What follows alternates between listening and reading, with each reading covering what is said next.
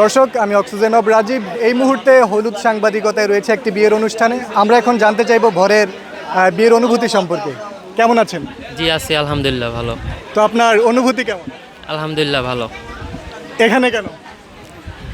এইখানে তো আপনারা জানেন কিসের জন্য আসছি, আপনারা দাওয়াত তো এই দিছেন, এই জন্যই কারণে আসা? আপনারা দাওয়াত দিচ্ছেন, এই জন্যই আসা। আচ্ছা, আমরা হচ্ছে নিরপেক্ষ, জি আমরা কোনো পক্ষেরই না। জি নিরপেক্ষ বলে কোনো পক্ষ নেই। এই বিয়েতে এসে আপনার অনুভূতি কেমন? জি আলহামদুলিল্লাহ ভালো। আপনাদের আয়োজন সব কিছু দেখে আলহামদুলিল্লাহ। আসলে আমি বলি, এটা আমাদের আয়োজন না, আমি অ্যাকচুয়ালি একদম নিরপেক্ষ। আপনি এখানে আসছেন কেন, অন্য কোথাও নয় কেন? আহ, এখানে হয়তো আল্লাহ তাআলা আমাদের রিজিক রাখছে, বা আমার যেহেতু ওনাদেরও পছন্দ হয়েছে, আমাদেরও।